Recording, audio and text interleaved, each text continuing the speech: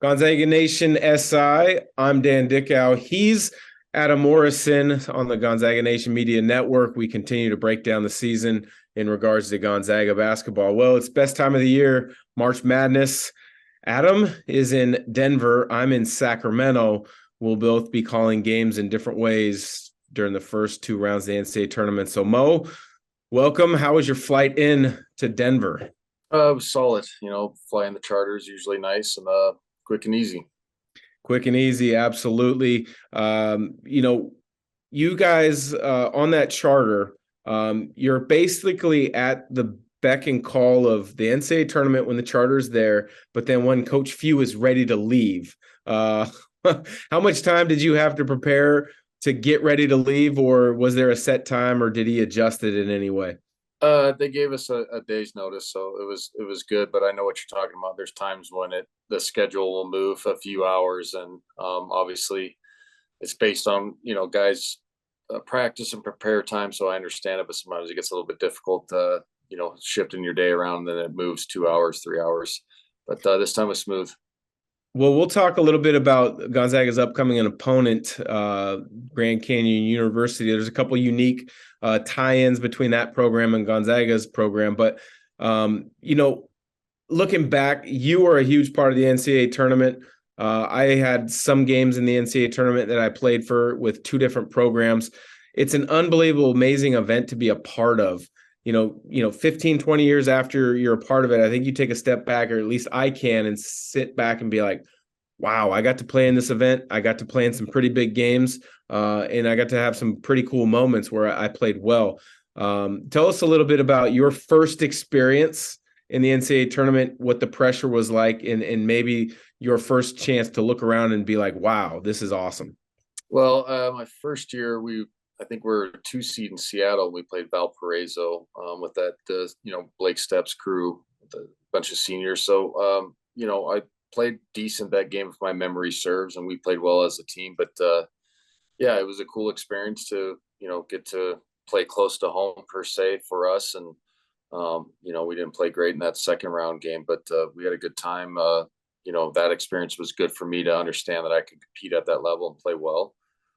So yeah, I mean, it was cool because the Key Arena as well was good, kind of the state's mecca of basketball or whatever, the home gym for everybody. So it was all in all a good experience.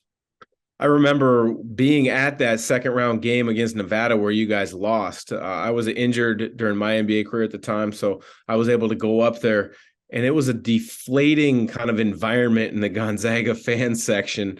So I know that feeling of disappointment and kind of the sudden realization that your season is over. That hit me my senior year when we didn't play the way that we thought we could in our loss, just like the one that you're mentioning. I did have a chance to make it to three. I was a part of three Sweet 16 teams, one at UW, two at Gonzaga, one being a red shirt. The furthest was the Elite Eight, or was it the Sweet 16 for you guys? I can't quite remember. Sweet 16. Sweet 16, and that was the UCLA game, unfortunately, that people bring up every time at this point of the year. When you look back at all the games that you played in, is there one that stands out being like, hey, I performed at an unbelievably high level in this environment, and you look back and you want to put the tape in and watch to bring back some good memories? I played well most of the games. I don't know. I think I hold the record for the average for the season for Gonzaga for tournament average. I'm not sure. So, no game really comes to mind. I guess, I don't know, man. Like, let's talk about Grand Canyon or something, man. Like, I don't remember these games. They're all in the past, and nobody cares about what we did. It does get hard to remember some things that we both did 15, 20 years ago. And so, yes, let's move on to Grand Canyon. They're a unique team, though, because they're out of the WAC. They weren't favored coming into the conference tournament. They won their final regular season game. Then they had to win 4 games in Las Vegas to advance. They're a unique team in the fact that they're led by former NBA player Bryce Drew. They run a pro-style offense. And there's a connection in that Roger Powell, Gonzaga's assistant coach, coached with Bryce at Valparaiso as well as at Vanderbilt. Did you ever play against Bryce, and or what are your memory points about Vanderbilt or sorry, about Grand Canyon or Bryce Drew? Well, we played against Valparaiso, like I mentioned, my freshman year, and his dad was still at the program. But yeah, he's a, ascending coach. I think Grand Canyon's a good job that can turn into a better one, if that makes sense. It's a program that wants to win. It's obviously a university that's making a ton of money, so they're investing and trying to be good at sports. And it's obviously in the Phoenix area, very desirable. So, the connections are interesting, with Roger being there, then our video guy, Kurt, being there as well. And then obviously Liam Lloyd, Tommy's son, played there. I think last year he transferred. So, I mean, there's some familiarity, which is kind of neat and kind of cool to be able to, kind of have an inside track on what they run and their tendencies and whatnot. Well, they got three guys that average double figures. Ray Harrison had 30 points twice in their conference tournament. He averages close to 18 a game. Big guy Gabe McLaughlin averages about 13 and 8. And then another guard, Chance McMillan, almost 11 points per game. They don't score it unbelievably. They don't play with unbelievable pace the way that Gonzaga does. I think they're mid-50s efficiency wise. Defensively, they're hovering around 200 in that regard. So when you think about it and you look at the numbers, Gonzaga should have their way, but with a team coming in on a 5-game winning streak and playing with nothing to lose, it can be difficult. What is there one player on Gonzaga that you would like to see get off to a great start in this NCAA tournament? Well, I think our backcourt has to play well, and I think so. If we can get Nolan shooting the ball well early and scoring the basketball, it's just going to be another advantage. Obviously, Julian Strother comes to mind as well. He's played great all season. Same with Drew Timme. But like Rasheer or Nolan Hickman would be nice to get them going offensively. They played great as far as floor game, and they've had their moments. But to make it far in the NCAA tournament, you guys got to have perimeter scoring. We know that. So if those two guys can get going in the backcourt, it'd be an extra bonus for us. Yeah, I think the same. I think the other guy would be Malachi Smith. Obviously he's had a couple games where he's kind of been, I don't want to say non-existent because that's not fair. But he's had a couple quiet games offensively. Then he's had some monster games where he stepped up in big moments. I think this is a prime opportunity for him to kind of come in off the bench, feel the game out while he's watching the first stretch, and then put an imprint on the game. Going back to your freshman year, you were kind of that guy where you could sit on the bench, see maybe how they were guarding people, see what sets were possibly working or how you could provide a punch. How big of a advantage is that to a guy like Malachi Smith, who has a lot of experience? Well, if he's a score first guard, which is the reason why he's at Gonzaga. It gives you an advantage because you can kind of feel out how the defense is playing. You can see how they're playing ball screen action, DHOs, and all that stuff. But also, it can make it tight on a guy too because you get a 5-6 minute run. If you don't make shots, sometimes you come out. So he's the right. He has the right mindset for the role, and he's done fantastic this year. But sometimes, like you said, the absent games were just the game wasn't flowing for you, and we have so many other good players that your minutes are just cut. So it can be difficult with the personnel that we have in that sense, but he is the guy that has to play well throughout this tournament if we want to make a deep run off the bench. He's got to give us that 10 to 15, 16 point type of night where he can score in bunches. You and I talked about end of season awards and the fact that Drew Timme had to share the Player of the Year award. I thought was a disgrace. I like Pajimski; he's a good player, but I didn't see him on any All-American awards lists. Drew Timme was named second team AP All-American for a third year in a row. A little bit disappointing. I thought that it was second team because he's done that for 3 years now. But again, tremendous award and honor for him. Were you surprised he was second team and wasn't able to sneak into the first?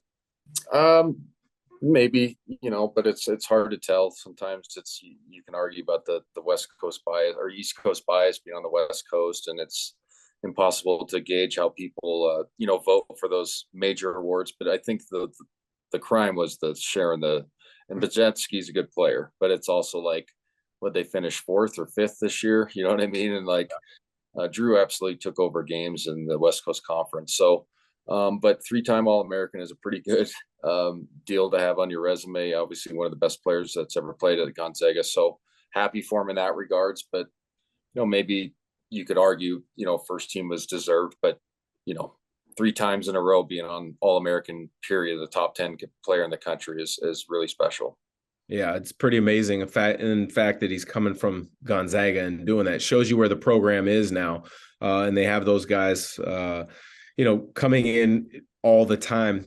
You're a huge basketball fan. You watch a lot of it. You're calling the games on Friday. The game Friday, if they win, they play Sunday. To me, Thursday is the best day of the year. Friday is as well because growing up, kids will skip school to watch all the games. You're preparing a little bit on Thursday. I'm sure you'll go to shoot around for Gonzaga to prep for the game Friday, but how much of the games will you be watching on Thursday? I'll watch most of them. It's like you said, it's one of the, more fun times of the year. And then you kind of just get glimpses of every game and kind of just get to a good bar or good, seat on your own couch and enjoy the games. Cause it's really special and fun to watch, all these different types of teams, and obviously nobody follows all of them. So then you kind of fall in love with players and groups real quick, and you start rooting for different teams. So I'm excited for it. Is there one or two other programs that you're pulling for based off of maybe a relationship with a coach or a player that you watched during the year and like, man, I like that guy? I think Arizona is always going to be our second favorite team in the Northwest, just because Tommy Lloyd and obviously Leon Rice as well in Boise State. So, always root for your buddies, and hopefully there's never a situation where we have to play each other. It almost happened last year with the Memphis Boise State matchup. Would have been kind of awkward to play them in the second round. I know people think it's weird, but you don't want to play your buddies. I think it just makes it awkward. You know what I mean? So, Yeah. But I'll be rooting for, Tommy Lloyd and Leon Rice. So I filled out 2 different brackets. One I did on Monday when I was back in New York doing some studio work with CBS. In that bracket, I flipped a coin. I had Arizona beating Alabama to get to the Final Four, and then I ultimately had Gonzaga beating Arizona in the title game. Now, I know I got hit by the other guys in studio that it's my West Coast bias, but to your point, I'm pulling for Tommy. Obviously, I think Gonzaga is going to break through at some point the way they've played the last 6 weeks. And the fact that there's no clear-cut favorite, I think lends itself to Gonzaga. This may be being their year. In my other bracket, I have flipped a coin again, and this time it's Alabama playing Gonzaga. But then I also have Houston, and I have Marquette in my Final Four. Who do you have? Didn't fill out a bracket, so Really? I will be rooting for Gonzaga. I haven't done a bracket in probably 20 years. I am taking the high road on the gambling aspect of it. Wink, wink. But yeah, I just never fill one out. But I think like Houston, my Final Four would be Houston, Gonzaga, Arizona. Now, if I'm off on where the regions are, but I'm just thinking of my favorite 4 teams. I like Marquette. I think it's great for Shaka Smart to get another chance and have some success. I think the deal at Texas was kind of awkward for him. But I think there's really 6 to 8 teams that can really legitimately make it. There's no clear-cut dominant team that we've seen. I think even like a team like Duke that's a 5 seed is scary. You know what I mean? That's like, how'd they get a 5 seed? So it's literally wide open. That's not a cliche. It's wide open as it's ever been this year. In years past. So I'm just looking forward to some good games, good matchups. Yeah, I think this is set to be the best tournament in quite some time to watch as a fan for upsets, because there's going to be some players that make some amazing plays and have some performances that make you scratch your head. There's going to be some teams that you're going to ask, where did they come from? Yet they're going to beat some traditional powers and blue bloods. And I think it lends itself for a lot more interest in the years to come, because with all the conference realignment, people are going to start paying, I think, and I hope, less attention to some of the Power 5 schools, and understanding that NIL and the transfer portal allows you to balance things out in a hurry. Yeah, no, I agree. I think NIL is going to help the West Coast Conference and the smaller, schools that may not have a chance on a top 100 kid, and then it doesn't work out for them, and then they realize go where you can play. And so I think there's going to be a lot more balance down the road. But yeah, it should be an exciting tournament this year. Honestly, it's one of the best times of the year, one of the best sporting events. I think it's one of the only sporting events that there's nothing really to change. Like, they got it perfect. You know what I mean? 68 is perfect, 64 or whatever, but there's like no tweaks that need to happen to make it fun. So I'm looking forward to it. Yeah, I hope they don't change and expand the bracket, which has been talked about. And we can chat on that in a future episode. We'll keep going as long as Gonzaga is playing with this Gonzaga Nation SI podcast. But Mo, get yourself a good dinner. I know you guys just got into Denver from the charter flight from Spokane. You got a big day of watching games. I look forward to watching the Gonzaga game, and I'll probably turn on the old iTunes however to watch and listen to you guys. You and Huddy do a great job. I'll probably listen to part of it and then watch the other part on Friday. So have a good dinner, and we'll talk soon.